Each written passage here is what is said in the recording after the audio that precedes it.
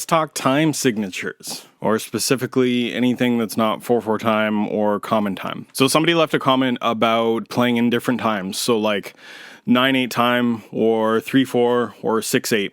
Anything that's not 4/4 or common time. I find that playing in these timings is a little bit different. So I just want to share like what I do and maybe something will be helpful for you. So signatures like 3/4 and 6/8 and 9/8 have like a swing time feel to them. In certain songs, I feel like it's important to kind of bring that out. And other songs, you don't really notice it. Like Near the Cross, you wouldn't really notice that it has like that swing sound.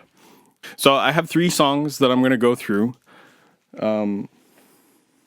If our dog doesn't tear my studio down. Blessed Assurance, More About Jesus, and Near the Cross. So I'll play through Blessed Assurance, and then afterwards I'll try to share a little bit of what I'm doing.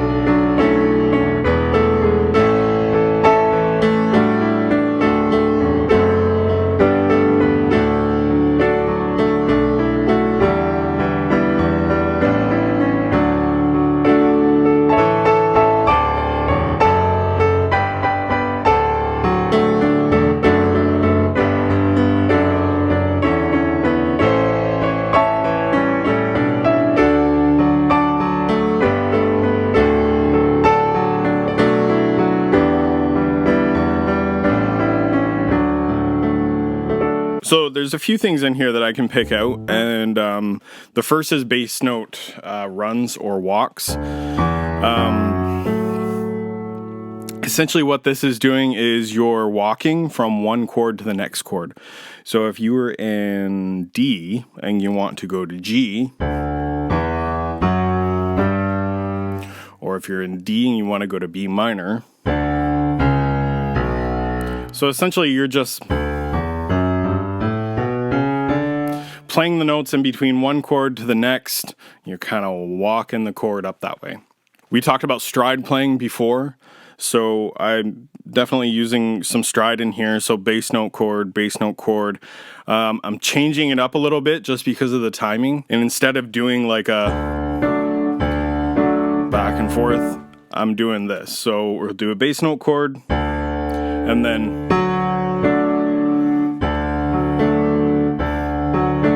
so before the actual chord, I'm playing a note. And G, A.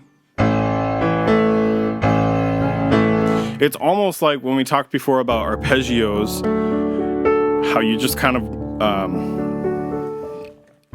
you're just kind of following that chord up. It's almost like it's doing the same thing. So bass note chord. If you were counting it out, it'd be 1, 2, 3, 4, 5, 6, 7, 8, 9. 1, 2, 3, 4, 5, 6, 7, 8, 9. 1, 2, 3, 4, 5, 6, 7, 8, 9. And so on and so forth. While we're here, I also want to mention something about sevenths. If you haven't noticed in my playing, I love sevenths. Anytime I can use a 7th-note chord over an octave, I'm going to do it. I just love the sound that it gives. I feel like it sounds so much warmer. Usually when I use them is on the 5 chord. So if we're in D major, the 5 chord of D major is A. So an A octave would look like this. If we change that into a 7th, it's going to look like this. And sometimes I'll add in, what is that? That's the 5th of an A chord. So something like this. So instead of playing the octave, we play the 7th, and it has such a warm sound. Like, I love that sound. And not only on the 5 chords, but also on minors. So E minor, for example, if we take an E octave and we switch that into a 7th. Oh, so much better. So much better. Or let's look at B minor. B to B, that's the octave, and then we'll go down to the 7th. So much better. Speaking of minors, like there are a couple minors I like to use in here as well. Most of the time, Blessed Assurance is written in D. For whatever reason in this book, it's written in C. Maybe it's written in C. But I'll play it in D. So the main chords are D, G, A. So the minors that I'm going to add are E minor and B minor. And I think that's it. So from the beginning, we'll talk about these bass note runs or walks.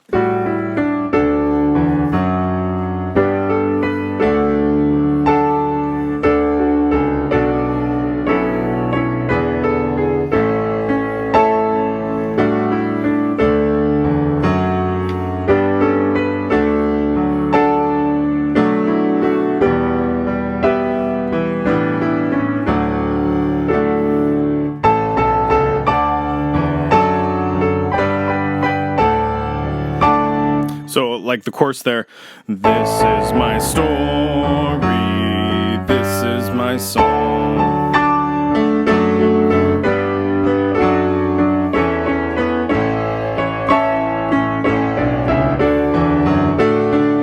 So if you notice there, I started on the 5th. So blessed, so instead of the octave A, use the 7th.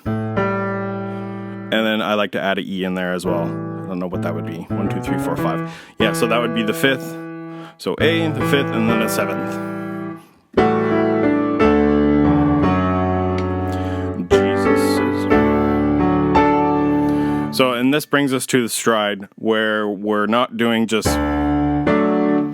So if we were to do that, it would sound like...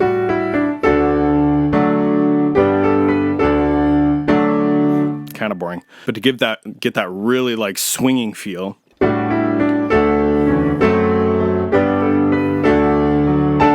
see how it's got that like,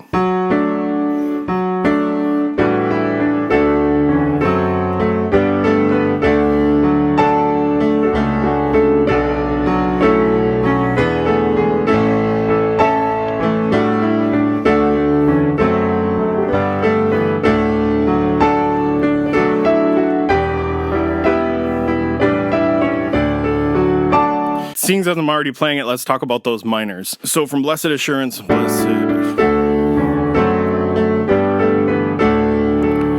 we're going to go down to B minor.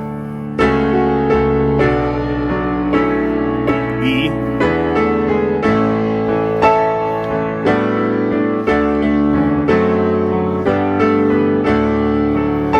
B minor. E minor.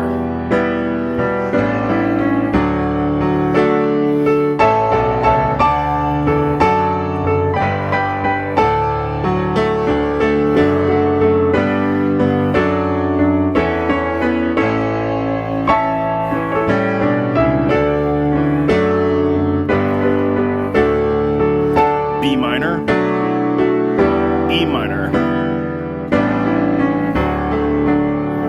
Moving on to the next song, more about Jesus, which is in 6/8 timing. So I'll play through it, and then afterwards I'll try to show you what I'm doing.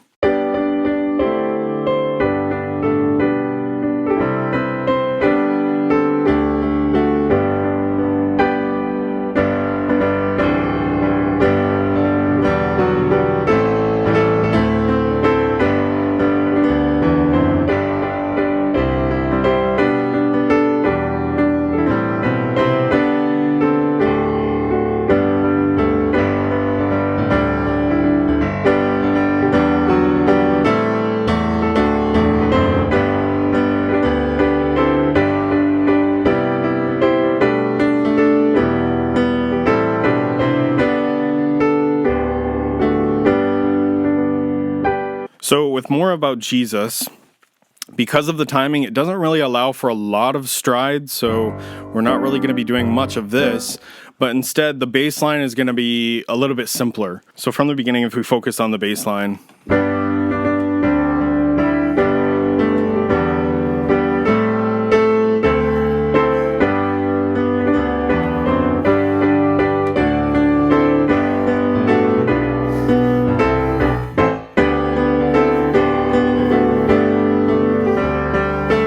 so instead of going back and forth and doing stride playing, I like to repeat notes. So whether it's an octave, like from G to G, or using the 5th, so like the 5th of G would be D, so, or if we're in D and C.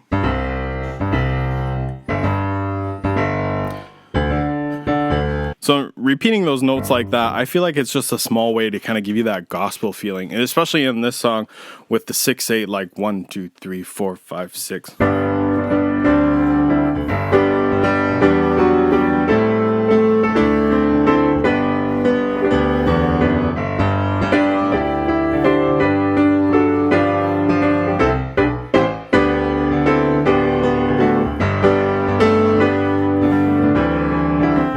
As well, I like to add some minors in here too.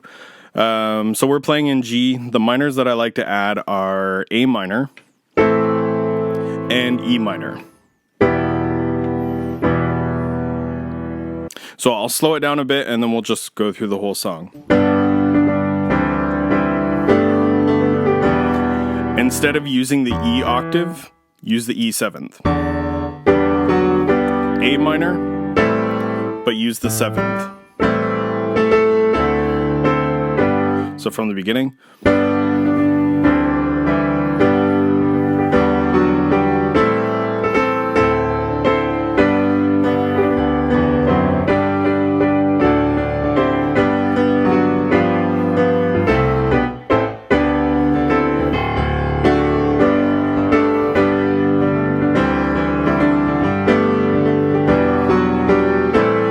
The A minor, we use the seventh.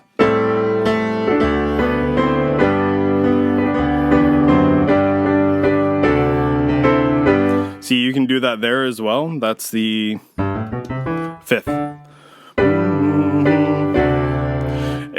If you get a little bit lower on the register, it starts to sound a bit muddy. So maybe I would bring that up. See here, it sounds so much better. Instead of this, it sounds a bit muddy. It still works though. Up here, it just sounds a little bit better.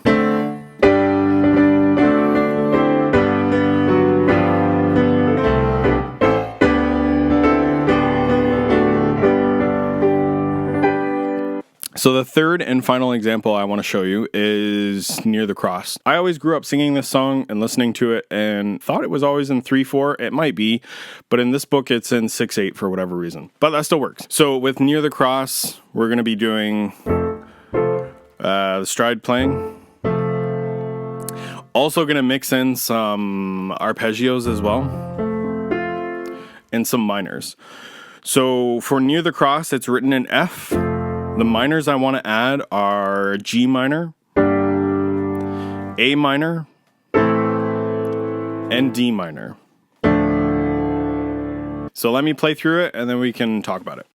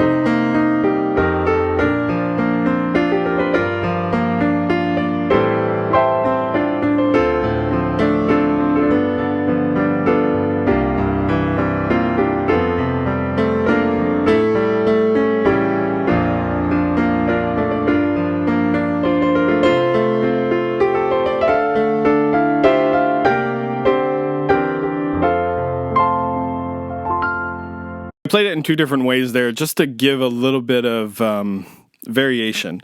I guess depending on the mood or the ambience of the service, if it was more like a congregational song, I would play the bigger and the louder version. If it was more like a invitation or more thoughtful or like a reflective time, I would play the softer version. So from the beginning, right off the bat, I'm going to use a seventh.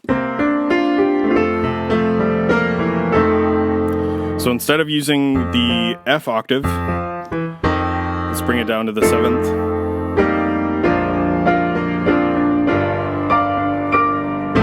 And then the repeating notes. Repeating chords just an octave higher.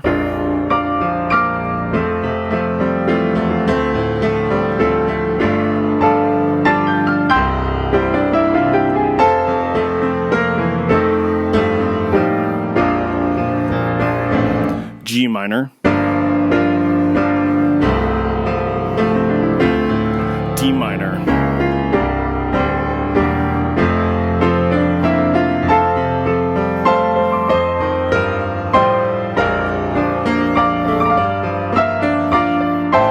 A minor. And instead of using the octave A to A, use the seventh. D minor. G natural.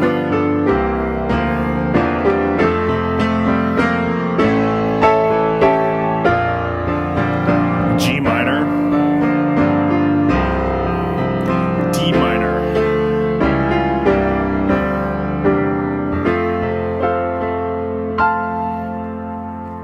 All right, so that's playing a few songs in different timing or anything other than 4/4 timing. If you enjoyed this video, I'd appreciate it if you subscribe. I'm going to be trying to make more of these videos. And if you leave me a comment of your favorite song or what you would like to hear, I love hearing from you guys. Thanks for watching.